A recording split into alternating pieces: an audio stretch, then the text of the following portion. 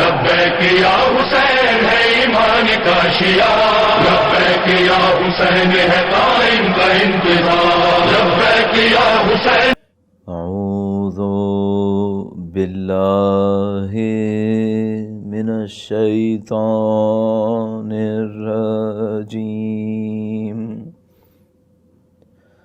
بسم اللہ الرحمن الرحیم، الحمد للہ رب العالمین، والصلاة والسلام علی سید الانبیاء والمرسلین، حبیب الہ العالمین ابی القاسم محمد، اللہم صلی علی محمد وآل محمد وعجل فرجہم،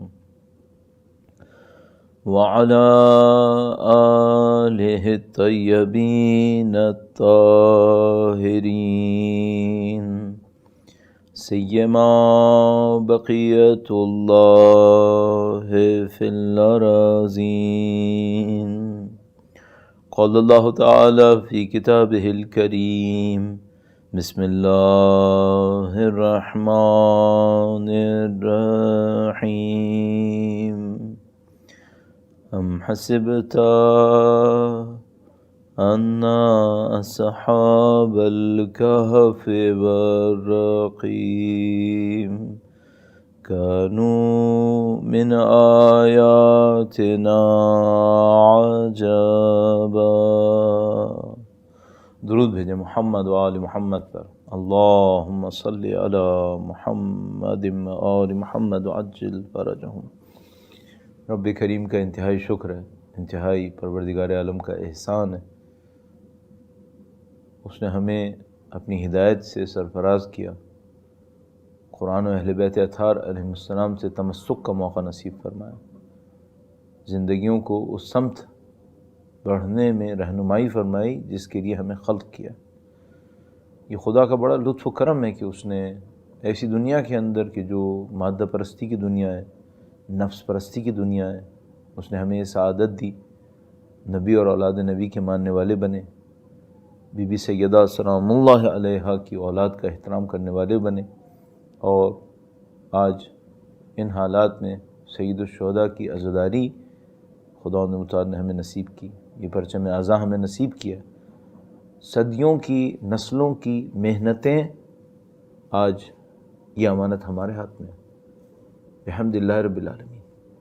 نہ خدا ہمارا محتاج ہے عزاداری سید الشہداء کے لیے، اور نہ عزاداری سید الشہداء وہ پیغام ہے کہ جو ہم جیسوں کے ذریعے زندہ ہوگا، یہ پیغام ہے جس کی اپنی حقانیت ہے، جس کی اپنی طاقت ہے، یہ ہمارے ذریعے زندہ نہیں ہوگا، ہم اس سے زندگی پا رہے ہیں۔ یہ ہماری قوم نہیں ہے جس نے پرچم کو بلند کیا ہے، یہ پرچم عزا ہے جس نے ہمیں قوم بنایا ہے، جس نے ہمیں زندگی دی ہے۔ وَجَعَلْنَا مِنَ الْمَاءِ كُلَّ شَيْءٍ حَيٍّ، خدا متعال فرماتا ہے ہم نے پانی سے ہر زندہ چیز کو خلق کیا ہے، یہ عزاداری ہماری آب حیات ہے، اس نے ہمیں زندہ رکھا ہے، اور یہ سب سید الشہداء کے مقدس خون کے صدقے میں ہے، بی بی زینب سلام اللہ علیہا کی مقدس قربانیوں کے صدقے میں، امام سجاد علیہ السلام کی عظیم الشان صبر کے نتیجے میں خدا متعال نے صابرین کے لیے وعدے فرمائے، اور وہ وعدے محقق ہوئے ہیں سید الشہداء، ان کے اہل بیت کے لیے اور ان کے اولاد طاہرہ سلام اللہ علیہم اجمعین کے لیے، واقعہ کربلا کے صدقے میں سائے میں۔ اور ہم سب خدا متعال کے شکر گزار ہیں کہ خدایا تیرا شکر ہے، تو نے ہمیں اس سلسلے میں قرار دیا، اور اس شکر کو اپنے نبی تک پہنچانے کے لیے پروردگار عالم کے حضور اعتراف کے لیے ایک بار پھر درود بھیجیں محمد و آل محمد پر، اللہم صلی علی محمد و آل محمد وعجل فرجہم۔ خدا متعال نے انسان کو جن صلاحیتوں سے نوازا ہے، جو پروردگار نے طاقتیں انسان کو دی ہیں، ان میں سب سے اہم طاقت سوچنے سمجھنے کی طاقت، فکر کی طاقت، عقل بھی کہتے ہیں اسے۔ یہ جو انسان کے اندر ایک طاقت ہے کہ انسان چیزوں کو سوچ سکتا ہے، سمجھ سکتا ہے، فورسی کر سکتا ہے، پلان کر سکتا ہے، یہ طاقت اس انداز میں ظاہر ہے کسی اور مخلوق کے پاس نہیں ہے۔ اب جنوں کے پاس اس طاقت میں سے کتنا ہے اور کیا ہے، حقیقت یہ ہے کہ ہمیں بہت زیادہ نہیں معلوم، لیکن ہاں ہمیں یہ پتہ ہے کہ انسان کے بعد، جن کے بعد دوسری کسی مخلوق کے اندر یہ طاقت اس انداز میں نہیں ہے کسی کے پاس، اور یہی وہ طاقت ہے جس کے ذریعے سے اللہ کی بندگی کی جاتی ہے۔ روایات میں بیان فرمایا، آپ جانتے ہیں، ہم جانتے ہیں، بچپن سے سنتے آ رہے ہیں کہ کسی نے تذکرہ کیا مولا امیر المومنین کے سامنے، درود بھیجے گا ان کی ذات مقدس پر، اللہم صلی علی محمد و آل محمد۔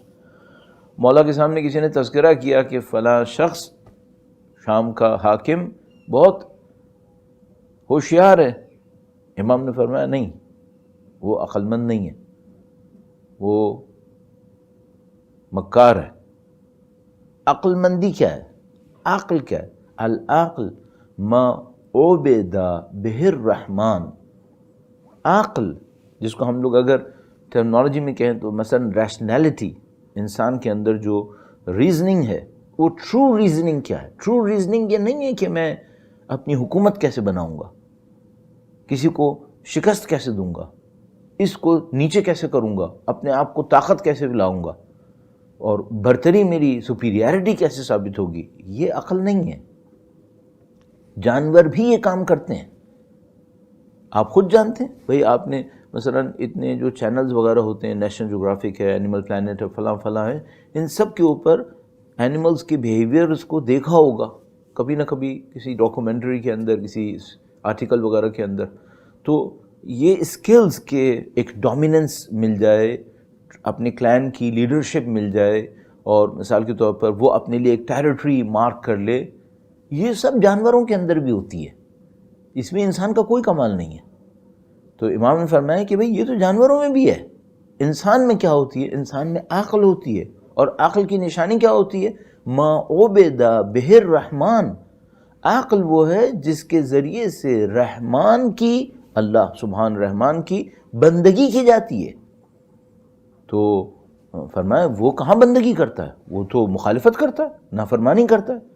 اچھا، یہ جو ویلیوز کا سسٹم ہے اہل بیت اطہار کی روایات کے اندر، یہ بہت امپورٹنٹ ہے، اور میں آپ سے بھی یہ ریکویسٹ کروں گا، میں طالب علم ہونے کے ناطے اس کو سمجھنے کی کوشش کرتا ہوں کہ یہ جو کلچر اہل بیت اطہار اپنی روایات کے اندر پیش کرتے ہیں، پریزنٹ کرتے ہیں ہمارے سامنے، اس کلچر میں اور ہماری کلچر میں کہیں ڈفرینس تو نہیں ہے۔ ظاہر ہے وہ اسکیل ہے، وہ اسکیل ہے جس کے ذریعے سے ہمارے رائٹ اور رانگ ہونے کو ناپا جائے گا، میجر کیا جائے گا، وہ حجت خدا ہے۔ تو اگر وہ ایک کلچر پریزنٹ کر رہے ہیں ہمارے سامنے روایتوں میں، تو ہماری رسپانسبلٹی ہے کہ اس کلچر کو چیک کرتے رہیں اپنے اندر کہ بھئی ہم لوگ اس سے دور تو نہیں جا رہے۔ اچھا، اب آپ دیکھیے گا، میں اس ایک روایت کے اوپر امپلیمنٹ کرتا ہوں۔ امام نے فرمایا کہ وہ جو کر رہا ہے وہ تو مکاری ہے، وہ تو ہوشیاری ہے، وہ عقل نہیں ہے۔ عقل کیا ہے؟ ما عبد بہ الرحمن۔ عقل وہ ہوتی ہے جس سے رحمان کی بندگی کی جائے۔ اب میں آپ سے پوچھتا ہوں تھوڑی سی سخت بات، ہماری سوسائٹی کے اندر، ہماری کمیونٹی کے اندر ہم لوگ کسے ہوشیار کہتے ہیں؟ ہم کس شخص کو کہتے ہیں بہت تیز آدمی ہے یہ؟ کس شخص کو کہتے ہیں بہت ہوشیار آدمی ہے، عقل مند آدمی ہے یہ؟ اس کو کہتے ہیں جو اللہ کی بندگی میں آگے ہے؟ انفارچونیٹلی ایسا نہیں ہے، ہمارے یہاں بھی ایسا نہیں ہے۔ ہم بھی اس کو کہتے ہیں کہ جو دنیا میں زیادہ تیز ہے، جس بزنس میں ہاتھ ڈالتا ہے گولڈ بن جاتا ہے، جس کام کو کرتا ہے بہترین کام کر لیتا ہے، جس مثلا کسی کمپٹیشن میں آئے گا ٹاپ کے اوپر پہنچ جائے گا، اس کو ہم سمجھتے ہیں اس کا مطلب ہے بڑی تیز عقل ہے اس کے پاس۔ امام فرما رہے ہیں نہیں، یہ عقل نہیں ہے۔ العقل ما عبد بہ الرحمن۔ اگر اس کے پاس اتنی ہی اچھی عقل ہے، اللہ کی بندگی کیوں نہیں کرتا پھر؟ البتہ ہماری سوسائٹی میں اور مولا امیر المومنین کے زمانے میں بھی ایک کیٹیگری تھی جو اللہ کی بندگی کے نام پر معذرت کے ساتھ دنیا کی بہت بڑی بڑی بیوقوفیاں کرتے تھے، الٹے سیدھے کام کرتے تھے اللہ کی بندگی کے نام پر۔ امام وہ نہیں فرما رہے ہیں، ظاہر ہے امام کس کو کہہ رہے ہیں؟ امام اس کو کہہ رہے ہیں جو اپنی عقل کو استعمال کرے، اپنے دین کو سمجھنے کی کوشش کرے اور اپنے کام کو اللہ کی بندگی میں لے کے آگے بڑھے، اس کو کہہ رہے ہیں کہ عقل ہے۔ درود بھیجے گا محمد و آل محمد پر، اللہم صلی علی محمد آل محمد وعجل فرجہم۔ تو عزیزان محترم، ہمیں بھی اپنی سوسائٹی کے اندر اس بات کو سوچنا ہوگا، وہ یہ کہ ہم اللہ کی بندگی کو عقل قرار دیں۔ اور یہ جو ٹاپک میں نے آپ کی خدمت میں عرض کیا، میں چاہوں گا اس ٹاپک کے حوالے سے ہم اسی عقل کو استعمال کرتے ہوئے آگے بڑھیں۔ ایک دفعہ ہوتا ہے ہم ایک ٹاپک لیتے ہیں، مثلا ہمارا ٹاپک آپ کے ذہن میں ہوگا آزمائش اور آسائش سیرت اہل بیت اطہار علیہ السلام کی روشنی میں۔ ایک بار پھر درود بھیجے گا محمد و آل محمد پر، اللہم صلی علی محمد آل محمد وعجل فرجہم۔ ایک دفعہ ہم کوئی ٹاپک لیتے ہیں، بہت دفعہ تو ایسا ہوتا ہے ہمارے جیسے جو بولنے والے ٹاپک لیتے ہیں لیکن ٹاپک کے اوپر زیادہ ڈسکشن نہیں کرتے، وہ صرف ایک ٹائٹل کے لیے ہوتا ہے اور اتنا زیادہ اس کے اوپر اٹینشن بھی نہیں جاتی۔ تو لیکن ہم کوشش معمولاً یہ کرتے ہیں کہ اگر ہم ایک ٹاپک لیں تو اپنے آپ کو اسی ٹاپک کے سراؤنڈنگ میں کم از کم باقی رکھیں، بہت زیادہ کنسنٹریٹ نہیں کر پاتے۔ اور کیوں نہیں کرتے؟ اس کی وجہ یہ ہے کہ ہمارے جو دوست احباب سننے والے ہوتے ہیں وہ بہت جلدی تھک جاتے ہیں۔ ایک بار پھر درود بھیجے گا محمد و آل محمد پر، اللہم صلی علی محمد آل محمد وعجل فرجہم۔ میں نے عرض کیا کہ ہمارے جیسے بولنے والے بعض اوقات یہ کرتے ہیں کہ ٹاپک تو دیتے ہیں لیکن اس کے اوپر بہت زیادہ اٹینشن نہیں دے پاتے، لیکن ہم کوشش یہ کر رہے ہوتے ہیں کہ سراؤنڈنگ میں کم از کم رہیں اور اس سراؤنڈنگ میں رہتے ہوئے اس کو مختلف انداز میں ایلیبوریٹ کریں کہ بھئی اس ٹاپک میں کیا ڈیپتھ ہے اور اس ٹاپک کو کس انداز میں ہم اپنی زندگی میں اختیار کر سکتے ہیں۔ اچھا، اب یہاں پر ایک مشکل آتی ہے، اور وہ مشکل یہ آتی ہے کہ جب ہم زیادہ ڈیپتھ میں جانے کی کوشش کرتے ہیں تو ہمارے جو سننے والے ہوتے ہیں، دیکھنے والے ہوتے ہیں، وہ بعض اوقات تھک جاتے ہیں اور بعض اوقات وہ یہ چاہتے ہیں کہ نہیں بھئی اتنی ڈیپتھ کی ضرورت نہیں ہے، بہت زیادہ فلسفیکل ہو گیا۔ تو بڑی عجیب مشکل بن جاتی ہے بعض اوقات، وہ یہ کہ آپ نے تھوڑا بہت ایلیبوریٹ بھی کرنا ہے اور آپ یہ چاہتے ہیں، مثلا میں یہ چاہتا ہوں کہ جو ہمارے مجلس میں شرکت کرنے والے ہیں وہ جس لیول پر آئے ہوں اس لیول میں تھوڑا سا اوپر ہو کر جائیں، ان کی انڈرسٹینڈنگ بڑھے، ان کی معلومات بھی بڑھے۔ اور لیکن بعض اوقات یہ مشکل پیش آتی ہے، تو آپ جہاں کہیں بھی ہیں، ظاہر ہے کہ فزیکل پریزنس کا تو زمانہ نہیں ہے ابھی اس بیماری کی وجہ سے، اور لیکن آپ جہاں کہیں بھی ہیں تو پلیز توجہ رکھیے گا اور کوشش کیجیے گا کہ ہم اس کو سیکھتے ہوئے تھوڑا سا آگے بڑھیں اور انشاءاللہ اپنے کام کو صحیح طریقے سے انجام دے سکیں۔ ایک بار پھر درود بھیجے گا محمد و آل محمد پر، اللہم صلی علی محمد آل محمد وعجل فرجہم۔ آزمائش اور آسائش سیرت اہل بیت اطہار کی روشنی میں، اور ہم نے کہا کہ ہم اس عقل کے ذریعے سے اس مسئلے کو سمجھنا چاہیں گے ما عبدہ بہ الرحمن، جس کے ذریعے سے رحمان کی بندگی ہوتی ہے۔ تو ایک سوال، اور یہاں سے ہم شروع کر سکتے ہیں، خدا متعال نے آزمائشیں کیوں رکھی ہیں؟ امتحان کیوں رکھا ہے؟ سختی کس کو پسند ہے؟ سختی نہیں پسند ہمیں، ہم اپنی زندگی میں ایک اسموتھ لائف چاہتے ہیں۔ آج کل بچے ایک اصطلاح استعمال کرتے ہیں، مجھے اچھی نہیں لگتی لیکن بہرحال کہتے ہیں ہم چل کرنا ہے۔ سب چاہتے ہیں کہ بھائی ایک اسموتھ لائف ہو، ریلیکسڈ، کوئی پرابلم نہ آئے، بزنس بھی کریں تو اسموتھلی ہو جائے، جاب کریں کوئی ٹربل نہ ہو، کوئی ٹینشن نہ ہو، کوئی برڈن نہ لینا پڑے، لوگ اس طرح چاہتے ہیں۔ تو پھر اگر خدا متعال اپنے دین میں فرماتا ہے وَلَنَبْلُوَنَّكُمْ بِشَيْءٍ مِّنَ الْخَوْفِ وَالْجُوعِ وَنَقْصٍ مِّنَ الْأَمْوَالِ وَالْأَنفُسِ وَالثَّمَرَاتِ وَبَشِّرِ الصَّابِرِينَ۔ خدا متعال تو فرما رہا ہے کہ ہم نے یقیناً 3 دفعہ میں اس لیے عرض کر رہا ہوں کہ عربک کے اندر ایمفیسس کرنے کے لیے، تاکید کرنے کے لیے مختلف انسٹرومنٹس استعمال ہوتے ہیں، ویکیبلریز اور مختلف اسٹائلز اس جملے کے اندر بہت زیادہ ہیں۔ اب میں اس کی گرامیٹیکل ڈیٹیلز بتانا نہیں چاہوں گا، اس کا کوئی فائدہ نہیں ہوگا، اس میں بہت زیادہ ہیں. تو خداوند متعال فرما رہا ہے کہ کوئی ڈاؤٹ اپنے ذہن میں نہیں رکھنا، میں یہ کروں گا. کیا کروں گا؟ میں تمہارا امتحان لوں گا، تمہیں آزمائش میں ڈالوں گا. وہ کیسے؟ تمہیں کبھی فیئر ہوگا، خوف ہوگا، کبھی تمہارے سامنے ہنگر ہوگی، کبھی تمہارے سامنے ڈسٹریس ہوگا، کبھی تمہارے سامنے تمہاری جو لائف کے ریزلٹس نکلنے چاہیے ہیں وہ ریزلٹس نہیں ملیں گے، پیسہ نہیں ملے گا، مثلا اولاد میں ٹربل ہوگی، پرابلم آ جائے گی، مثلا اولاد قربان کرنی پڑ جائے، شاید تمہیں اپنی جان بھی قربان کرنی پڑ جائے. یہ سب ہوگا تمہارے ساتھ. یہ خدا کہہ رہا ہے میں قطعاً کروں گا. یہ ہمیں جو دنیا سکھا رہی ہے وہ کیا ہے؟ چل کرو، ریلیکسڈ، کوئی ٹربل نہیں ہونی چاہیے. اور خدا کہہ رہا ہے نہیں، یہ ہو ہی نہیں سکتا، یہ میں کروں گا، امتحان لوں گا تمہارا. ایک جو ڈفرنس آف کلچر ہے وہ یہاں پر ہے. آپ دنیا کے کسی بھی ملک میں رہیں، اگر آپ خدا کے دین پہ رہ رہے ہیں کوئی ایشو نہیں ہے، کوئی پرابلم نہیں ہے. لیکن پرابلم یہاں پر آتی ہے کہ جب ہم اس دنیا کے اندر زندگی گزارتے ہیں، چاہے ان ملکوں میں جن کو حتیٰ نام کا اسلامی کہتے ہیں، چاہے ان ملکوں کو جن کو ہم نان اسلامک کنٹریز کہتے ہیں، جہاں کہیں بھی ہم رہتے ہیں ایک ٹربل ہمارے پاس ہے. سلولی اینڈ گریجولی ہم اپنے آئیڈیاز کو اپنے انوائرمنٹ سے لیتے رہتے ہیں. اور ہوتا یہ ہے کہ جو اسلامک ہمارا کلچر ہے وہ تو ہم نے کسی نے ہم کو ریگولرلی سکھایا ہی نہیں ہے. پرابلم ہمارے ساتھ یہ ہے کہ مثال کے طور پر جب میں بچہ تھا تو میں نے کچھ عرصے دینیا سینٹر جوائن کیا تھا، سیٹرڈے سنڈے اسکول جوائن کیا تھا. That was my only education, Islamic education.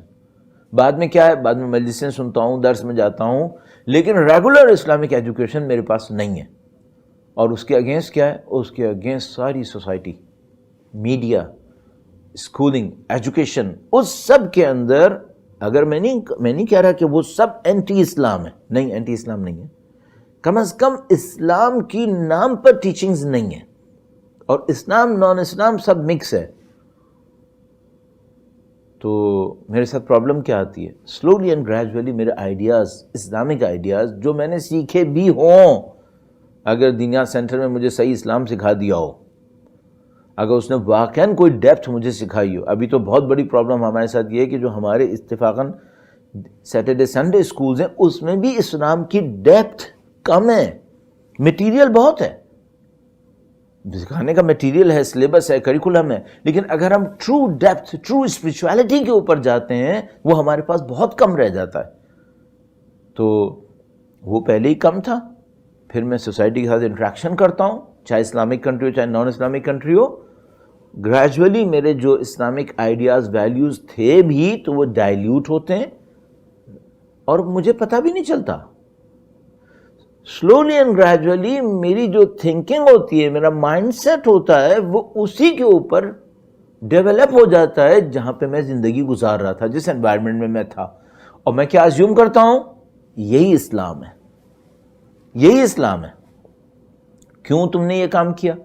کیونکہ میں نے کب نبی کو ڈائریکٹلی اسٹڈی کیا، میں نے کب آئمہ کی حدیثوں کو، روایتوں کو ڈائریکٹ اسٹڈی کیا. تو جو مجھے ملتا رہا میں اس کو بولتا رہا بھائی یہ اسلام ہے، چاہے وہ میرا کلچر مجھے دے رہا تھا، کوئی بھی دے رہا تھا. تو آپ کہیں گے مثلا آپ جیسے مولوی آتے ہیں یہاں پر پڑھتے ہیں، ذاکرین پڑھتے ہیں، خطبہ پڑھتے ہیں، تو میں اس میں بھی ایک ہوشیاری کرتا ہوں. اور وہ ہوشیاری کیا ہے؟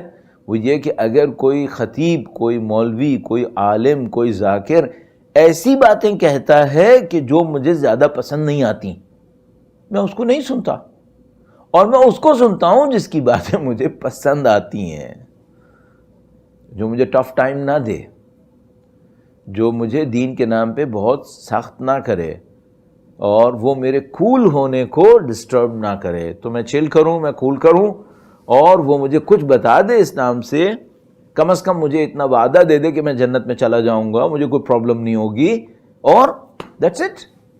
اللہ کہہ رہا ہے نہیں، یہاں دیٹس اٹ نہیں ہوگا، ایسے یہاں تمہیں امتحان دینا پڑے گا. ام حسبتم ان تدخلوا الجنہ، کیا تم یہ سمجھتے ہو کہ تم جنت میں داخل ہو جاؤ گے اور تمہارے اوپر وہ مشکل نہیں آئے گی جو پہلے والوں پر آئی ہے. یہ قرآن کریم ہے، روایت بھی نہیں ہے، قرآن کریم ہے. ہم یقیناً امتحان لیں گے، یہ مت سوچو تم آسانی سے جنت میں جاؤ گے، تمہیں کسی امتحان سے نہیں گزرنا ہوگا. اور روایات کیا کہتی ہیں؟ الا ماشاء اللہ.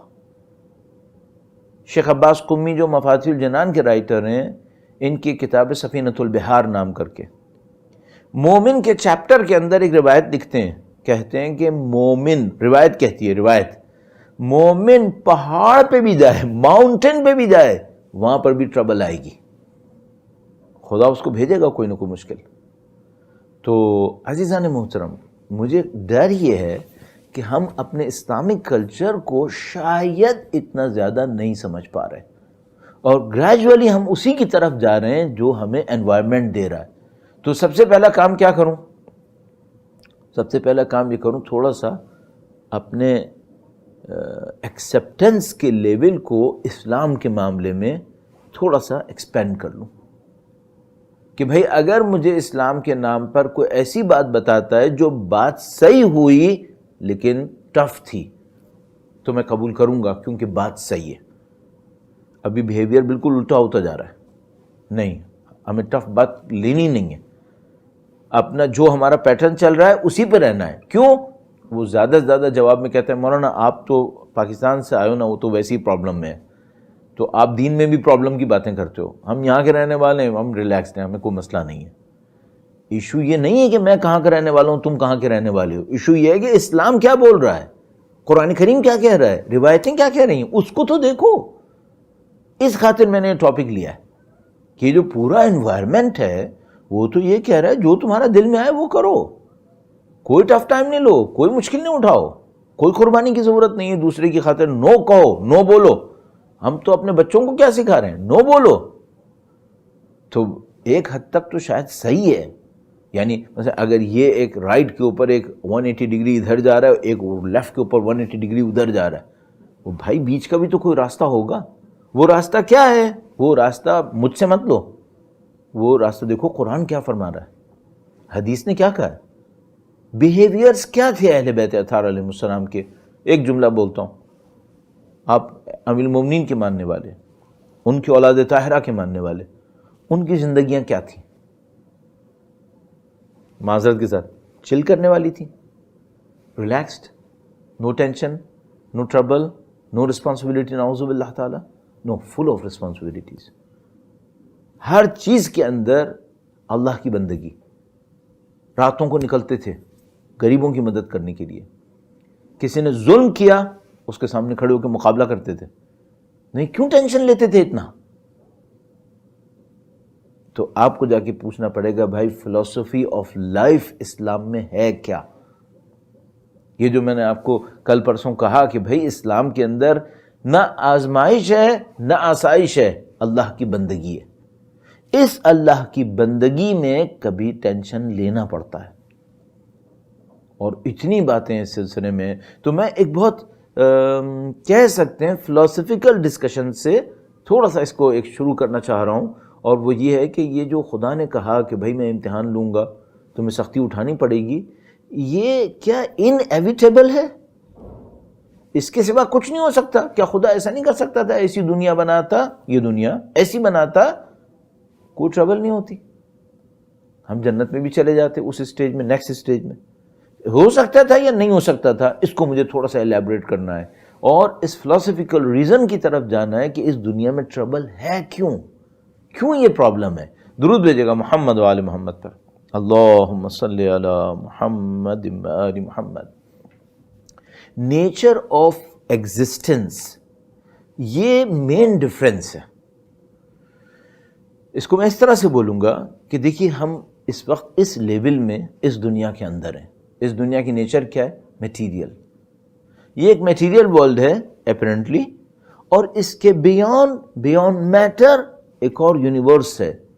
بہت ساری چیزیں ہیں جو موجود ہیں. اب ہم اور آپ سب جانتے ہیں بھائی فرشتے ہیں یا نہیں ہیں؟ بالکل ہیں.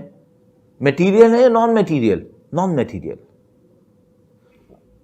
ابھی ایگزسٹ کر رہے ہیں یا نہیں کر رہے؟ ایگزسٹ کر رہے ہیں. مثلا آپ دنیا میں کہیں پہ بھی بیٹھے ہوئے ہیں، آپ کے ساتھ فرشتے ہیں یا اس وقت یا نہیں ہیں؟ عجیب سا لگتا ہے یہ، بالکل ہیں آپ کے ساتھ. تو میں جب فزیکلی کسی امام بارگاہ یا سینٹر میں بیٹھا ہوتا ہوں اور کبھی یہ کوشچن ریز کرتا ہوں تو ان سے کہتا ہوں کہ بھائی فرشتے ہیں یا نہیں ہیں، کتنے ہیں؟ لوگ ہمیں کیا معلوم کتنے ہیں. تو میں کہتا ہوں بھائی جتنے آپ لوگ بیٹھے ہیں اس کے ڈبل تو کم از کم ہیں ہی ہیں. ہر بندے کے ساتھ 2 فرشتے کرامن کاتبین تو ہیں ہی ہیں. اچھا یہ فرشتے میٹیریل ہیں؟ نہیں ہیں. ایگزسٹ کر رہے ہیں؟ بالکل ایگزسٹ کر رہے ہیں. اس کا مطلب ہے ہم سب ساتھ چل رہے ہیں. ہاں بالکل. بس یہ ایک میٹیریل ورلڈ ہے، اس میٹیریل ورلڈ کے ساتھ ایک نان میٹیریل ورلڈ بھی چل رہی ہے، اور یہ اس فیز آف ایگزسٹنس کی ایک کوالٹی ہے. یہ جو فیز ہے، یہ جو دنیا کی زندگی ہے، یہ اس کی کوالٹی ہے کہ اس میں میٹیریل ورلڈ بھی ہے، نان میٹیریل ورلڈ بھی ہے. اور اس کے بعد جب ہم جائیں گے وہاں میٹیریل ورلڈ نہیں ہے. اونلی پلیس جہاں پہ میٹر انوالو ہے وہ یہ دنیا ہے. اس کے بعد پھر کچھ اور ہے، اس کے بعد کچھ اور ہے، اس کے بعد کچھ اور ہے. نیور اینڈنگ ہے، سب چلتا رہے گا. یہ دنیا ہے جہاں پہ یہ ایشو ہے.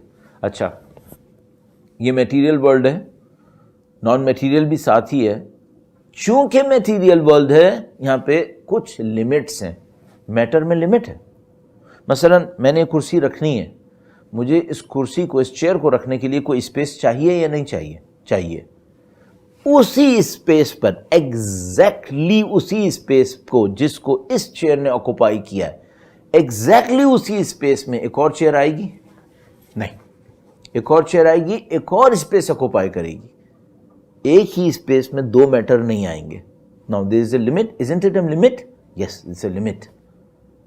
اس دنیا میں لمٹس بہت زیادہ ہیں. اچھا کہ اس دنیا میں لمٹس ہیں تو کوئی کانفلکٹ ہوگا یا نہیں ہوگا؟ آف کورس کانفلکٹ ہوگا، انیویٹیبل ہے. کانفلکٹ ہوگا. کیوں کانفلکٹ ہوگا؟ دیکھ لیتے ہیں. ایک بار پھر درود بھیجے گا محمد و آل محمد پر. اللہم صلی علی محمد و آل محمد. اس دنیا میں گولڈ لمیٹڈ ہے یا ان لمیٹڈ ہے؟ ساری دنیا کے مائنز دیکھ لو، نکالو گولڈ کو. پوری دنیا کے اندر، پورے اس پلانٹ ارتھ کے اوپر جتنا گولڈ ہے، لمیٹڈ ہے یا ان لمیٹڈ ہے؟ آف کورس لمیٹڈ ہے. کاؤنٹڈ ہے، موسٹ آف اٹ کاؤنٹڈ ہے. کچھ کاؤنٹڈ نہیں ہوگا. اپروچ میں جتنا بھی ہے وہ کاؤنٹڈ ہے. یہ لمیٹڈ ہے. اور جو لوگوں کی ڈیزائرز ہیں وہ لمیٹڈ ہیں یا ان لمیٹڈ ہیں؟ ان لمیٹڈ. اس دنیا کے اندر سرفیس آف پلانٹ ارتھ کے اوپر جتنا ایریا ہے یہ لمیٹڈ ہے یا ان لمیٹڈ ہے؟ آف کورس لمیٹڈ ہے. اور لوگوں کی ڈیزائرز کتنی ہیں؟ ان لمیٹڈ. اگر میرے پاس ایک ریزیڈنس ہے، فرض کریں میرا پلاٹ لاٹ 1000 اسکوائر یارڈز پر ہے، میری ڈیزائرز کیا ہیں؟ میری ایکسپیکٹیشنز کیا ہیں؟ بہت ہائی ہیں. تو مثلا میں چاہتا ہوں کہ 1000 اسکوائر یارڈ تو کچھ بھی نہیں ہے. میرے پاس مثلا 2 ایکڑ کا ایک فارم ہونا چاہیے، 2 ایکڑ کی میرے پاس ایک مینشن ہونا چاہیے، اس کے اندر اتنے رومز ہونے چاہیے، اس میں اتنا یہ ہونا چاہیے، اس میں یہ فیسلٹیز ہونی چاہیے. اچھا پورے ایسا کرتے ہیں، پورے پلانٹ ارتھ کے لوگوں کو جمع کرتے ہیں اور ان سے پوچھتے ہیں جو تمہاری ڈیزائرز ہیں وہ سب جمع کرو. وہ سب جمع کرتے ہیں. اس کے بعد دیکھتے ہیں اس دنیا کے لمیٹڈ ریسورسز ان ڈیزائرز کو پورا کر سکتے ہیں کیا؟ نہیں، ہو ہی نہیں سکتا. پھر کیا ہوگا؟ ان میں سے کچھ لوگوں کے پاس طاقت ہوگی، کچھ لوگوں کے پاس طاقت نہیں ہوگی. تو جن کے پاس طاقت ہوگی وہ کیا کریں گے؟ اپنی طاقت استعمال کریں گے. جن کے پاس طاقت نہیں ہوئی ان سے چھین لیں گے. جن سے چھنے گا وہ لڑیں گے یا نہیں لڑیں گے؟ آف کورس لڑیں گے. ان میں سے کون سی چیز ہے جس کو آپ مائنس کر سکتے ہو؟ کوئی بھی چیز نہیں. لوگوں کے اندر ڈیزائرز ہیں یا نہیں ہیں؟ ہیں. رہیں گی یا نہیں رہیں گی؟ موسٹ آف دا ٹائم رہیں گی. آپ ٹرین کرو گے، آپ ایجوکیشنل سسٹم لے کر آؤ گے، آپ دین کے ذریعے سمجھاؤ گے، لیکن بہت سارے لوگوں کی ڈیزائرز ختم نہیں ہوں گی. اچھا ان کی نیسیسٹی نہیں ہے، وہ ضرورت نہیں ہے، بس خواہش ہے، ختم نہیں ہوں گی. تو کانفلکٹ ہوگا یا نہیں ہوگا؟ آف کورس کانفلکٹ ہوگا. And that is the reality of this world. Conflict ہے. جب سے یہ دنیا ہے یہ کانفلکٹ ہے. لوگوں کی ڈیزائرز کے اندر اور لمیٹڈ ریسورسز کے اندر. تو جب یہ کانفلکٹ ہوگا تو ٹف ٹائم آئے گا یا نہیں آئے گا؟ آف کورس آئے گا، اور یہ آ رہا ہے. اب دیکھو ڈیزائرز کا رزلٹ کیا نکلا، وہ یہ کہ فوڈ 7 بلین لوگ ہیں دنیا کے اندر، ایٹ لیسٹ 1 بلین اپنا پیٹ 3 دفعہ نہیں بھر سکتے دنیا میں. 7 بلین میں سے at least 1.5 billion I think ایسے لوگ ہیں جو رات کو جب سوتے ہیں تو بھوکے ہوتے ہیں. پرماننٹ ہنگر ان کے سامنے ہے. ناؤ کیا ہمارے پاس دنیا میں فوڈ اسٹف کم ہے؟ آپ اتنا سا کام کر لو، ٹورنٹو کے کسی بھی اچھے ہوٹل کے اندر چلے جاؤ، ریسٹورانٹ کے اندر چلے جاؤ، اور اس ریسٹورانٹ سے پوچھو تمہارا جو ویسٹ ہے فوڈ کا وہ کتنا ہے. اور شاید ریسٹورانٹ جانے کی ضرورت نہیں ہے، آپ اپنے گھروں کو دیکھ لو، آپ کی ڈسٹ بنس کے اندر فوڈ ویسٹ کتنا ہے. سینٹرز کے ڈسٹ بنس کے اندر جو فوڈ ویسٹ ہے وہ کتنا ہے. میں آپ کے سینٹر کی بات نہیں کر رہا ہوں، ممکن ہے آپ کے سینٹر کے اندر بہت زیادہ ایفیشنسی ہو اور بہت اچھا خیال رکھا ہو، لیکن ہے دنیا میں ویسٹ یا نہیں ہے؟ بالکل ہے. اگر یہ سارا ویسٹ ریسائیکل بھی ہو جائے، یوٹیلائز ہو جائے، تو کیا کوئی دنیا میں فوڈ اسٹف کی کمی ہے ہمارے پاس؟ نہیں. اور ابھی تو میں نے شاپنگ مالز کو ٹچ نہیں کیا، ڈپارٹمنٹل اسٹورز کو ٹچ نہیں کیا. کتنی چیزیں ایسی ہیں جو فارم سے لے کر اسٹوریج تک نہیں آ پاتی، اسٹوریج سے لے کر ڈپارٹمنٹل اسٹور تک نہیں آ پاتی، ڈپارٹمنٹل اسٹور کی شیلفز کے اوپر رکھ کر ڈسٹ بن میں چلی جاتی ہیں. لوگ خریدتے ہیں، فریجز میں رکھی رہتی ہیں، پھر ان کے ریفریجریٹر سے ڈسٹ بن میں چلی جاتی ہیں. ہاف ایٹن ہوتا ہے، ہاف یوٹیلائزڈ ہوتا ہے، پھر ڈسٹ بن میں چلی جاتی ہیں. یو نیم اٹ، بھرا پڑا ہے. یہ کس وجہ سے؟ کھانے کی کمی نہیں ہے، خواہش کم نہیں ہو رہی، اور یہ ٹیپ نہیں لگ رہا. اب اس کے نتیجے میں کیا ہے؟ کانفلکٹ ہے. یہ تو میں نے صرف فوڈ اسٹف کہا، میں نے آپ کو ایریا کی بات کی، زمین کی بات کی. تیسری چیز جو سب سے خطرناک کانفلکٹ کا سبب ہے اور وہ انسان کی زندگی کو ٹف کیے ہوئے ہے، وہ کیا ہے؟ ڈیزائر آف ہیونگ پاور، جو طاقت چاہیے. I want to rule. بہت خوبصورت ایک بیان ہے، ایک مفسر قرآن آیت اللہ جوادی عاملی نے بہت خوبصورت ایک کمپیریزن کیا 2 آیتوں کے اندر، اور اسلامک لاجک اور نان اسلامک لاجک کو الیبوریٹ کیا اس کے اندر. میں آپ کی خدمت میں عرض کروں گا، درود بھیجے گا محمد و آل محمد پر. اللہم صلی علی محمد و آل محمد. آلموسٹ سملر ورڈز استعمال کیے ہیں فرعون نے، ود اے ڈفرنس اللہ نے، and that simple difference was the difference. جب جادوگر حضرت موسیٰ علیہ السلام کے خلاف جمع کر لیے فرعون نے، تو فرعون نے اناؤنسمنٹ کیا، لوگوں کو کہا کہ جمع ہو جاؤ اور ہم اس مقابلے کو دیکھیں گے، شاید ہم کامیاب ہو جائیں. نو انٹینشن کہ فیئر ڈیل کروں گا، دیکھتے ہیں شاید حضرت موسیٰ صحیح ہوں، نہیں میں کامیاب ہو جاؤں گا، لوگوں کو بلا رہا ہوں تاکہ ہم کامیاب ہو جائیں گے. صحیح ہے. اس کے بعد وہ ایک اسٹینڈرڈ دیتا ہے. اس کی مینٹالٹی ریفلیکٹ ہو رہی ہے اس جملے کے اندر. خداوند متعال فرماتا ہے، اس نے کیا کہا؟ قد افلح من استعلی. وہ آدمی جیتے گا، وہ کامیاب ہوگا جو اوپر آئے گا، جو پاور حاصل کرے گا، جو طاقت حاصل کرے گا، جو سپیریارٹی کو حاصل کرے گا، وہ کامیاب ہوگا. اس نے کیا سوچا ہوا تھا؟ اس نے سوچا تھا میں نے تو حضرت موسیٰ کو شکست دینی ہے. اگر جادوگر نہیں بھی ہرا سکے تو میری آرمی موجود ہے، میں اس سے ہرا دوں گا، تو میں سپیریئر ہو جاؤں گا. اور اسٹینڈرڈ کیا ہے؟ اسٹینڈرڈ کامیابی کا سپیریارٹی. سکسس کس کے پاس ہے؟ سپیریئر کے پاس. یہ دنیا کی لاجک ہے. جو سپیریئر ہے وہ سکسسفل ہے. قد افلح من استعلی. خدا نے متعال فرماتا ہے ایبسولوٹلی رانگ، بالکل غلط. یہ فرعون ہے. قد افلح من استعلی، وہ سکسیسفل ہے، جو سپیریئر ہے، خدا متعال فرماتا ہے بالکل قبول نہیں کروں گا۔ اے خدا تیرا اسٹینڈرڈ کیا ہے؟ پروردگار ہمیں گائیڈ کر تاکہ ہم فرعونیوں کی طرف نہ جائیں، فرعون نہ بنے۔ ہم تیرے امام کے منتظر ہیں، ہم تیری کلچر پہ چلنا چاہتے ہیں۔ فرماتا ہے قد افلح من تزکا، قد افلح من زکاہا، سورہ اعلیٰ میں کہا، سورہ شمس کے اندر۔ کون کامیاب ہوگا؟ من تزکا، جو اپنے نفس کا تزکیہ کرے گا۔ قد افلح من زکاہا، وہ کامیاب ہوگا جو اپنے نفس کا تزکیہ کرے گا۔ Now the difference is here. فرعون اور فرعون جیسے، وہ ایک جملہ کہہ رہے ہیں قد افلح من استعلا، وہ سکسیسفل ہوگا جو سپیریئر ہوگا۔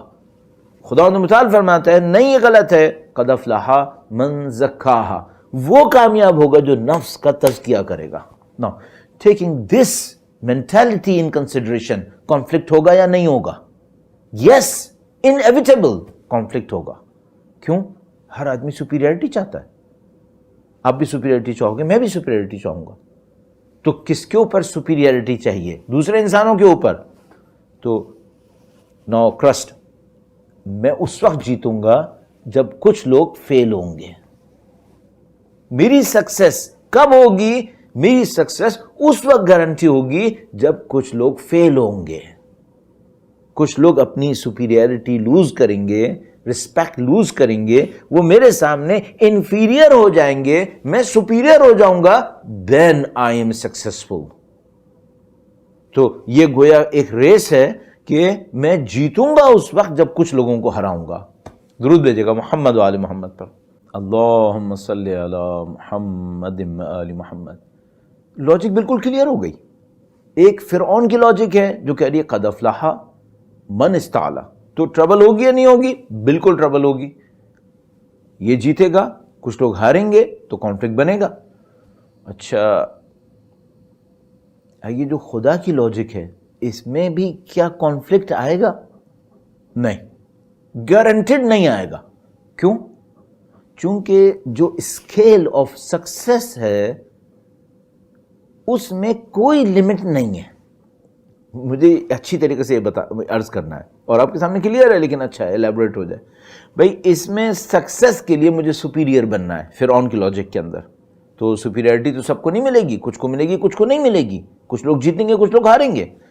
یہاں پہ سکسیس کیسے آئے گی؟ تزکیہ نفس۔ تو کیا میرے تزکیہ نفس سے دوسرے لوگوں کو فاسق بنانا ہوگا مجھے؟ نہیں، میرا تزکیہ نفس اسی وقت ہوگا جب میں دوسروں کو بھی تزکیہ نفس میں مدد دوں گا۔ تو مثال کے طور پر میں اس وقت یہاں پہ ایک بولنے والے کی حیثیت سے بیٹھا ہوں، میں اپنا تزکیہ نفس کرنا چاہتا ہوں، تو کیا مجھے اپنے تزکیہ نفس کے لیے آپ کو روکنا ہوگا؟ نہیں بھائی، اگر میں آپ کو روکوں گا تو میرا تزکیہ نفس ہوا ہی نہیں ہے، اصلاً میں بھی ہار گیا۔ پھر تو مجھے اپنے تزکیہ نفس کے لیے کیا کرنا ہے؟ آپ کو بھی تزکیہ نفس میں مدد دینا ہے۔ البتہ میں کہاں مدد دے سکوں گا، میں تھیوریٹیکلی کہہ رہا ہوں۔ تو آپ کا تزکیہ نفس مجھے سپورٹ کرے گا، ایکچولی میرا تزکیہ نفس آپ کو سپورٹ کرے گا۔ تو ہم ایسے ریس میں نہیں ہیں اور ٹریک اینڈ فیلڈ کے اندر نہیں ہے کہ میں جیتوں گا کوئی ہارے گا، جیسے اس میں تھا۔ اس میں کیا ہے؟ اس میں سب مل کے چلیں گے، جتنے زیادہ لوگوں کو لے کر آؤں گا میرا زیادہ اچھا اسٹیٹس ملے گا، مجھے میری سکسیس اور زیادہ بہتر ہو جائے گی۔ دیر از نو کانفلکٹ، ایکچولی کوآپریشن ہے، ایکچولی ایک دوسرے کا ساتھ دینا ہے، بلکہ sacrifice is wonderful. There is no concept of sacrifice in superiority. اس میں sacrifice is a wonderful idea. اگر کوئی sacrifice کرے دوسرے کے لیے، oh my lord، اس کی success unlimited ہے۔ پھر تو کامیاب وہ ہوگا جو sacrifice کرے گا۔ خدا تعالیٰ قرآن کریم میں ارشاد فرماتا ہے کہ بھئی تم اگر وہ ہو جو تم دوسروں کے لیے یؤثرون علی انفسہم ولو کانوا بہم خصاصہ، وہ اپنے نفس کے اوپر ایثار کر دیتے ہیں گرچہ خود سختی میں بھی ہوتے ہیں۔ تو ناٹ اونلی کہ کانفلکٹ نہیں ہے، بلکہ کوآپریشن کا ایک بہت ہائر لیول ہے، ایک بہت ہی ایگزالٹڈ لیول آف کوآپریشن ہے۔ تو اگر اس طرح کی ایک بات ہے تو ان دونوں لاجکس کے اندر ہمیں بہت سادہ ایک چیز سمجھ میں آتی ہے، یہاں پہ کانفلکٹ آئے گا ہی آئے گا، چونکہ یہ کلچر رہے گی۔ تو ٹربل آئے گی یا نہیں آئے گی؟ بالکل آئے گی، اگر لاجک یہ رہی، یہ لاجک رہی تو نہیں آئے گی۔ ایک تو دنیا کے سکون کا راستہ ہمیں سمجھ میں آ گیا۔ اچھا، اب ایک اور جگہ ہے جہاں پر ایک انسان والنٹرلی ٹربل کو لے رہا ہے، اس کو بھی مجھے آپ کی خدمت میں جلدی سے عرض کرنا ہے۔ بس ایک سورس آف ٹربل تو غلط ہے کہ یہ ایک آدمی سپیریئرٹی کو ڈیمانڈ کر رہا ہے تو اس کی وجہ سے ٹربل آ رہی ہے لوگوں کے لیے، لوگوں کو ٹف ٹائم فیس کرنا پڑتا ہے، تو وہ جو ٹف ٹائم فیس کر رہا ہوتا ہے بیچارہ وہ انفیریئر ہو رہا ہے اس کے سامنے اور وہ پرابلم میں ہے۔ لیکن ایک جگہ ہے جہاں پر انسان والنٹیئر ہوتا ہے کہ مجھے ٹربل لینی ہے۔ That was amazing. یہ بھی ہوتا ہے، ہاں یہ بھی ہوتا ہے۔ وہ کب ہوتا ہے؟ وہ اس وقت ہوتا ہے جب کسی کے اندر روح ڈگنیفائڈ ہوتی ہے، اس کے اندر نفس اس کا عظیم الشان ہوتا ہے۔ اگر کسی کے اندر یہ ڈگنیٹی ہو، سیلف ڈگنیٹی، اگر یہ ڈگنیٹی کسی کے اندر ہو تو وہ دوسرے کی ٹربل کو دیکھ کر کہتا ہے میں آؤں گا اور اس کو ٹربل سے نکالوں گا، ایون اگر مجھے اس کی خاطر خود ٹربل میں پڑنا پڑے، میں کروں گا اس کام کو۔ یہ سید الشہداء کی فکر ہے۔ سید الشہداء نے دیکھا کہ یزید آ رہا ہے حکومت کے اوپر، اگر یزید آیا حکومت کے اوپر وعلی الاسلام السلام اذ بلیت الامت براع مثل یزیدی، اگر یہ آیا تو اسلام کا تو خدا حافظ ہے۔ اسلام کا خدا حافظ کا مطلب کیا ہے؟ پوری ہیومینٹی ٹربل میں چلی گئی، اتنی سیکریفائسز انبیاء نے دی انسانوں کو بچانے کے لیے، ان کو نجات دلانے کے لیے، اور وہ سب ختم ہو جائے گا، ٹربل ہو جائے گی ہیومینٹی کے لیے۔ سید الشہداء نے کہا کہ میں جان دوں گا، اس یزید کا مقابلہ کروں گا، چاہے مجھے اکیلا ہی یہ کام کرنا پڑے، میں اکیلے کھڑے ہو کر بھی کروں گا۔ اور ہی ڈڈ دیٹ۔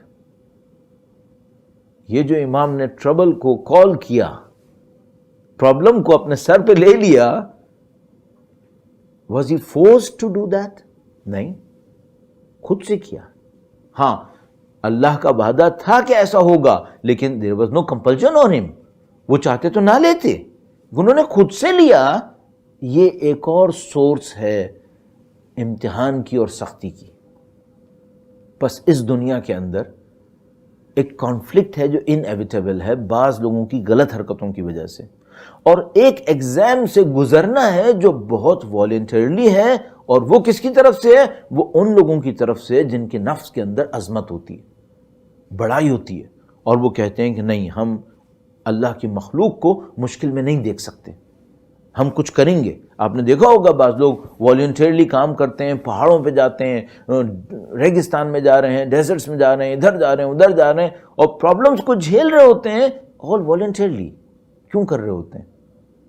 وہ نہیں خاموش بیٹھ سکتے دوسروں کو ٹربل میں دیکھ کر، وہ کہتے ہیں ہمیں کچھ کرنا ہے، اور وہ ان پرابلمس کو اپنے سر پہ لے لیتے ہیں۔ تو اس دنیا کے اندر سورسز ہیں ٹربل کی، کانفلکٹس کی، اور اس کی وجہ سے انسانوں کو سختی سے گزرنا ہے، اور ان سختیوں کے نتیجے میں انسانوں کو اللہ کی طرف سے ریوارڈز ملنے ہیں۔ میں انشاءاللہ اس کو کل اور آگے آنے والے دنوں میں اور الیبوریٹ کرنے کی آپ کی خدمت میں کوشش کروں گا۔ یہ پورا ایک نظام ہے جو بن کے انسان کے لیے پرفیکشن کا راستہ بنا رہا ہوتا ہے، انسان ڈیولپ ہو رہا ہوتا ہے، اور اس میں ہمیں اور آپ کو دعوت دی گئی ہے، سارعوا الی مغفرۃ من ربکم، اپنے رب کی طرف مغفرت کے لیے تیزی سے بڑھو۔ خدا کہہ رہا ہے تم اس کو حاصل کرنے کی کوشش کرو۔ تو یہ کانفلکٹ تو رہے گا۔ اب یہ تھا کہ یہاں ایک سورس آف کانفلکٹ ہے، اور کچھ جو ہے وہ دوسروں کی طرف سے امپوز کیا گیا ہے، کچھ وہ ہے جو مومنین خود لے رہے ہوتے ہیں۔ اس کو کرنے کا طریقہ کار کیا ہے، کس طرح سے ہم اس زندگی کو گزاریں تو خدا متعال ہمیں پرفیکشن کی طرف لے کر جائے، کامیابی کی طرف لے کے جائے، مجھے اس کو آپ کے سامنے ایلیبوریٹ کرنا ہے، اور اس کو میں اہل بیت اطہار کی سیرت کی روشنی میں کروں گا انشاءاللہ تعالی، کہ جب اہل بیت اطہار علیہ السلام خود سختی میں جاتے ہیں، ان کے ماننے والے سختی میں جاتے ہیں، کیا ٹیچنگز ہیں ان کی۔ اور اس کے ساتھ ساتھ میں یہ بھی عرض کروں گا کہ اگر سختی نہ ہو، آسانی کا دور ہو، وہ آسانی جو جائز تھی، تو اس کو کیسے انسان کو زندگی گزارنی ہوتی ہے، یہ مجھے سیرت اہل بیت کی روشنی میں عرض کرنا ہے، اور ہدف جو ہے وہ یہ ہے کہ ہم انشاءاللہ اپنے امام کی نصرت کے لیے تیار ہو جائیں، اور انشاءاللہ اگلے دنوں کے اندر اسی کو اوپر ہم اور عرض پیش کریں گے، اور اس کے اندر کچھ پوائنٹس کو الیبریٹ کرنا ہے۔ درود بھیجیں محمد و آل محمد پر، اللہم صلی علی محمد و آل محمد وعجل فرج۔ یہ ہیومن نیچر اور یہ اس دنیا کی حیثیت، اور میں نے عرض کیا کہ اس دنیا کے اندر یہ کانفلکٹ ہے، اگر اس دنیا سے باہر چلے جاتے ہیں اور نیکسٹ اسٹیج میں چلے جاتے ہیں تو پھر کانفلکٹ ختم ہو جاتا ہے، اس کی کیفیت کچھ اور ہوتی ہے۔ بس اس دنیا کے کچھ رولز ہیں، اور ان رولز کے اندر یہ پرابلم ہے، ان رولز کے اندر یہ ایشو ہے کہ کانفلکٹ ہوگا، اور کچھ لوگوں کو اللہ کی دین کی ہدایت لینی ہوگی کہ اس میں زندگی کیسے گزرتی ہے۔ اور الحمدللہ رب العالمین اہل بیت اطہار علیہ السلام نے اس ٹاپک کے تمام ڈائمنشنز کے اندر ہدایت دی ہے، نہ صرف لفظ سے ہدایت دی ہے، عمل سے ہدایت دی ہے۔ کیا مطلب؟ جو بھی کسی انسان کو کوئی مشکل اٹھانی تھی وہ اس مرحلے سے گزرے، ان کی مظلومیت یہ تھی، اس عظمت کے اوپر تھے۔ اللہ اکبر! اگر میں یہ کہوں خداوند متعال مالک قادر نے ان کو یہ طاقت دی تھی کہ دنیا ان کی ملکیت میں تھی تو کوئی پرابلم نہیں ہے، ہاں بالکل خداوند متعال نے ایسا کیا تھا، اور امیر المومنین کے پاس الحمدللہ رب العالمین پروردگار عالم کی عظمت ان کے اندر جلوگر ہو رہی تھی، اس کے ساتھ وہ ان مشکلات کو جھیل رہے تھے۔ یا اللہ! سید الشہداء میدان کربلا میں کھڑے اور اپنے صغیر بچے کے لیے پانی کہہ رہے ہیں۔ اللہ اکبر! یہ امام وقت ہیں، امام وقت ہونے کے بعد دنیا کا پانی اور پانی کے پیچھے جو کچھ ہے وہ سب اس کی طاقت کے اندر ہے، یہ چاہے تو برسا دے۔ اللہ نے اپنے بندوں کو، اولیاء کو یہ دیے طاقت کہ وہ دعا کے لیے ہاتھ اٹھاتے ہیں تو بارش برستی ہے۔ یہ تو امام وقت ہیں، یہ تو امام وقت ہیں۔ یہ کون ہیں؟ یہ وہ ہیں جب مباہلہ میں عیسائیوں کے سامنے آئے تھے تو انہوں نے کہا تھا کہ ان سے مقابلہ نہیں کرنا، یہ تو اشارے بھی کریں گے تو پہاڑ ہل جائیں گے۔ یہ وہ امام ہیں، صبر کو اپنے آخر پہ پہنچا دیا، کہا دیکھو میں وہ ہوں جو پہاڑ کو اشارہ کروں تو ہلے گا، لیکن آج میں علی اکبر کے جنازے کے برابر میں بیٹھا ہوں۔ صبر کو معراج پہ پہنچا دیا مجھے اور آپ کو بتانے کے لیے کہ تمہارے سامنے مشکل آئے تو مت گھبرانا، اس کو جھیل جانا۔ اور عزیزو کیا درس دیا ہے، الحمدللہ! اور خدا ہے تیرا شکر ہے کہ تو نے ہمیں ان کا ماننے والا قرار دیا۔ آج اس سلسلہ مجالس کی تیسری مجلس ہے، اور دلوں کو لے کر چلیں قافلہ حسینی کے ساتھ۔ سید الشہداء کا قافلہ مدینے سے چل پڑا، مکہ مکرمہ پہنچے، ان حالات میں حج کو ترک کیا اور کوفے کا رخ کیا۔ اب سید الشہداء کا قافلہ آہستہ آہستہ کربلا کی سمت بڑھ رہا تھا، اور مختلف منزلوں پر لوگ کم ہو رہے تھے۔ ایک خبر آتی تھی کچھ لوگ کم ہو جاتے تھے، پھر کوئی اور خبر آتی تھی پھر کچھ لوگ اور کم ہو جاتے تھے، اور سید الشہداء کا قافلہ چلتا رہا۔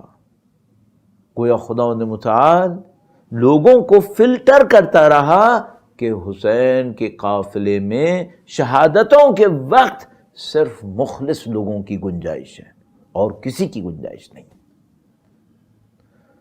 سید الشہداء اس سفر کے دوران مختلف طریقوں سے اپنی شہادت کی خبریں دیتے رہے۔ بڑی عجیب روایت ہے ہمارے پاس، سید الشہداء راستے میں حضرت یحییٰ ابن زکریا کو یاد کرتے رہے۔ اللہ اکبر! حضرت یحییٰ اللہ کے وہ نبی ہیں جن کا سر تن سے جدا ہوا تھا، اور ایک تھال کے اندر، ایک ٹرے کے اندر رکھ کر اس زمانے کے ظالم بادشاہ کے سامنے لے کے گئے تھے۔ جب اصحاب حسین نے دیکھا کہ امام حسین حضرت یحییٰ کا تذکرہ کر رہے ہیں تو ایک دوسرے سے گویا پوچھنے لگے کہ حضرت یحییٰ کے تذکرے کا مطلب کیا ہے؟ اس کا مطلب یہ ہے کہ سید الشہداء بھی اسی نتیجے کا انتظار کر رہے ہیں۔ قافلہ حسینی اپنے منزل کی طرف چل رہا ہے۔ عجیب مناظر ہیں اس قافلے کے اندر اور اس راستے کے اندر۔ بس ایک موقع آتا ہے جب سید الشہداء چلتے چلتے تھوڑی دیر کے لیے استراحت کرتے ہیں اور اٹھتے ہیں اور فرماتے ہیں، اسی طرح سواری پہ چلتے چلتے فرماتے ہیں انا للہ و انا الیہ راجعون۔ کون امام حسین کی سب سے نزدیک ہے؟ کون امام کی سب سے نزدیک تھا؟ حضرت علی اکبر، ان کا جوان بیٹا، فوراً اپنے بابا کے پاس آئے اور بابا سے آ کر پوچھا، بابا آپ نے کلمہ استرجاع پڑھا؟ گویا اپنے والد کی پریشانی کو دیکھا اور فوراً چاہتے تھے اپنے والد کے دلاسے دیں، ان کو، ان کے دل کو تسلی دیں۔ فوراً نزدیک آئے اور کہا، بابا آپ نے کلمہ استرجاع پڑھا؟ کہا ہاں بیٹا میں نے کلمہ استرجاع پڑھا، انا للہ۔ کہا آپ نے کیوں پڑھا یہ کلمہ؟ فرمایا میں نے دیکھا کہ کوئی منادی ندا دے رہا ہے، کوئی اوپر سے کہہ رہا ہے کہ یہ قافلہ جا رہا ہے اور موت اس کے پیچھے پیچھے آ رہی ہے۔ اب جوان بیٹے کا کام کیا ہے؟ علی اکبر شجاع، بنی ہاشم کی نسل میں ایک جوان جو سب کے سامنے اپنی طاقت کے لیے مشہور، انہوں نے اپنے بابا کو تسلی دینے کے لیے، اللہ کے ارادے کے لیے اور مضبوط کیا اور کہا، بابا السنا علی الحق، کیا ہم حق پہ نہیں ہیں؟ پتہ ہے کہ حق پر ہیں، میرا باپ امام ہے، معصوم ہے، تو کہا السنا علی الحق، کیا ہم حق پہ نہیں ہیں؟ امام حسین نے فرمایا یقیناً ہم حق پر ہیں۔ فرمایا اذن لا ابالی، پھر مجھے کوئی پرواہ نہیں موت کیسے آتی ہے۔ سبحان اللہ، بنی ہاشم کی غیرت، بنی ہاشم کی شجاعت اللہ کے دین میں ڈھلا ہوا علی اکبر کا پیکر ہے۔ سید الشہداء کا ساتھ دے رہے، سید الشہداء کربلا کی سمت پہنچ رہے ہیں، کربلا کے نزدیک آ رہے ہیں۔ یہ کون سی زمین ہے؟ اس زمین کا ذکر بہت پہلے سے ہے، اللہ جانتا ہے کب سے اس کربلا کے اوپر حضرت آدم علیہ السلام، حضرت نوح علیہ السلام، انبیاء کرام نے گریہ کیا، سید الشہداء کے والد گرامی نے گریہ کیا۔ مولا امیر المومنین جنگ صفین سے واپسی پر اس زمین کے اوپر پہنچتے ہیں، کچھ دیر کے لیے استراحت فرماتے ہیں، پھر وہی معرکہ، استرجاع، انا للہ و انا الیہ راجعون۔ گویا امام حسن تشریف لاتے ہیں، عبداللہ بن عباس بھی تشریف لاتے ہیں، پوچھتے ہیں مولا کلمہ استرجاع کیوں پڑھا؟ فرمایا میں نے یہ دیکھا کہ جیسے یہ میدان خون سے بھرا ہوا ہے اور میرا حسین اس کے اندر غار کھو رہا ہے، وہ مدد کے لیے پکار رہا ہے اور کوئی اس کا ساتھ نہیں دیتا ہے۔ سب نے گریہ کیا، سید الشہداء کے اوپر گریہ کیا۔ سید الشہداء کی ذات گرامی وہ ہے جن کی دنیا میں تشریف آوری سے پہلے ان کی شہادت پہ گریہ جاری تھا، حضرت آدم و حضرت نوح سے جاری تھا۔ میں نے عرض کیا بس سید الشہداء کربلا کے مقام پر پہنچے، کسی سے کہا کہ ہم یہاں پڑاؤ ڈالیں گے، جیسے یہ فرمایا بیویوں کی طرف سے گویا قاصد آیا، ایک آدمی پیغام لے کر آیا اور اس نے بی بی زینب سلام اللہ علیہا کا پیغام دیا۔ کہا بیوی نے پیغام دیا ہے کہ بھیا جب سے آپ اس زمین پر آئے ہیں میرے اندر پریشانی احساس ہو رہی ہے، مجھے غم احساس ہو رہا ہے۔ سید الشہداء نے بیوی کو تسلی دلوائی اور اس کے بعد لوگوں سے پوچھا اس جگہ کا نام کیا ہے؟ امام جانتے ہیں زمین آئیڈینٹیفائیڈ ہے، امام چاہتے ہیں اپنے ساتھ چلنے والوں کو تیار کر دیں، امام چاہتے ہیں دنیا کو بتائیں کہ کوئی یہ نہ سوچے کہ حسین نعوذ باللہ تعالی بے خبری میں کربلا پہ پہنچ گئے۔ کہا مولا اس کا نام نینوا ہے۔ کہا کچھ اور نام بھی ہے؟ کہا اس کا نام طف ہے۔ کہا کچھ اور نام بھی ہے؟ کچھ دیر میں ایک آدمی آیا اور اس نے کہا مولا اس جگہ کا نام کربلا بھی ہے۔ امام نے پکارا ھذا مقام کرب و بلا، یہی کرب یعنی غم اور بلا یعنی امتحان، یہی غم اور امتحان کی زمین ہے۔ یہیں پر ہمارا رحال ڈلے گا، ہم یہیں پہ قیام کریں گے، یہیں پہ ہمارے خیمے لگیں گے، یہیں پہ ہماری جنگ ہوگی، یہیں پہ ہمارے لاشیں گریں گے، یہیں پہ ہماری قبریں بنیں گی، یہیں پہ ہماری زیارت گاہیں ہوں گی۔ قیامت تک کا منظر اس امام نے اپنے چند جملوں کے اندر بیان کر دیا۔ یہی سب کچھ ہوگا۔ اس کے بعد بنی اسد، پوچھا یہ زمین کس کی ملکیت میں ہے؟ کہا یہ قبیلہ ہے یہاں پر بنی اسد، اس کی زمین ہے۔ امام نے بنی اسد کو بلایا اور کہا کہ بنی اسد، ہم نے یہاں رکنے کا ارادہ کیا۔ انہوں نے کہا مولا سر آنکھوں پر، زمین آپ کی؟ فرمایا نہیں، ہم تم سے زمین خریدنا چاہتے ہیں۔ اصرار کیا، مولا نے کہا نہیں قیمت لینی پڑے گی، ان کو قیمت دی اور اس کے بعد کہا زمین تو ہم نے تم سے خرید لی، ہم زمین کے مالک ہو گئے، لیکن اور کاغذ بھی ایک لکھوا لیا اور کہا کہ ہم زمین کے مالک ہونے کے باوجود یہ زمین تمہارے حوالے کر دیں گے اور تم اس کے کیئر ٹیکر بن جاؤ گے، لیکن 3 شرطیں ہیں۔ بنی اسد نے کہا کہ مولا آپ نے پیسہ بھی دیا ہے اور آپ زمین کے مالک ہیں اور آپ ویسے ہی مالک ہیں، اور آپ فرما رہے ہیں تو ہمارا حکم، آپ کا حکم ہماری سرآنکھوں پر، آپ اپنا حکم فرمائیے۔ عزیزو، میں جب اس جگہ پہنچتا ہوں تو ہمیشہ یوں سوچتا ہوں، ہمیشہ تو نہیں اکثر سوچتا ہوں کہ اگر میں اور آپ بنی اسد کی جگہ ہوتے اور امام ہم سے کہتے کہ بنی اسد ہمارے لاشیں بے گور و کفن پڑے ہوں تو دفنا دینا، نواسہ رسول محمد رسول اللہ کا نواسہ، جس کو رسول اللہ اپنا بیٹا کہتے تھے، نواسہ بھی نہیں کہتے تھے، اور لوگ بھی ان کو فرزند رسول کہتے تھے، وہ کس سے کہہ رہے ہیں؟ جو اذانوں کے اندر اشہد ان محمد رسول اللہ کہتے تھے، ان سے کیا کہہ رہے ہیں؟ میں جو تمہارے نبی کا اولاد ہوں، اگر میرا لاشا پڑا ہو تو دفنا دینا۔ اللہ اکبر۔ بنی اسد نے کہا مولا وہ کون سا موقع ہوگا کہ آپ کا لاشا زمین پر ہو؟ اب میں ایک جملہ کہوں گا، اے لوگو، اے بنی اسد، امام کسی اور کے لاشے کی بات نہیں کر رہے، اپنے اکیلے لاشے کی بات کر رہے ہیں، چونکہ وہ اکیلا لاشا تھا جو بے گور و کفن پڑا تھا، اکیلا لاشا تھا وہ۔ اس کے بعد ایک اور جملہ کہا بنی اسد دیکھو، ہماری قبر کے نشان کو مٹنے نہیں دینا، یہاں پہ کبھی زراعت نہیں کرنا، یہاں پہ کبھی پانی نہیں چلانا۔ بنی اسد حیران، یہ کون بدبخت یہ کام کرے گا؟ آئیں گے ابھی کچھ لوگ بنی امیہ سے، بنی عباس سے، وہ بدبخت بدترین خلائق جو حسین کی قبر کے نشان کو مٹانے کی کوشش کریں گے۔ آج تک آتے رہے صدام جیسے لعین کے جو گھسے اور قبر سید الشہداء کو مسمار کرنے کی کوشش کریں، لیکن یہ وہ نور خدا ہے جس نے بچا کے رکھا ہے، اور یہ اہل بیت اور ان کے چاہنے والوں کی قربانیاں تھیں کہ اہل بیت نے کہا کہ دیکھو اگر ہاتھ بھی کٹوانا پڑے تو کٹواؤ اور زیارت کے لیے جاؤ تاکہ قبر حسین کا نشان باقی رہے۔ تیسری بات، اے بنی اسد، یہاں ہماری زیارت گاہیں بنیں گی، یہاں ہمارے چاہنے والے آئیں گے، وہ ہماری زیارت کرنے آئے، اگر کوئی یہاں ہماری زیارت کرنے آئے تو 3 دن تک کھانا اور پانی تم دے دینا۔ تو بس ایک آخری جملہ عرض کروں، یہ وہ امام اپنے ماننے والوں کے 3 دن کے کھانے پانی کی ضمانت دے رہا ہے جس کا 6 مہینے کا بچہ پیاسا ذبح ہوا۔ لعنت اللہ علی القوم الظالمین وسیعلم الذین ظلموا ای منقلب ینقلبون۔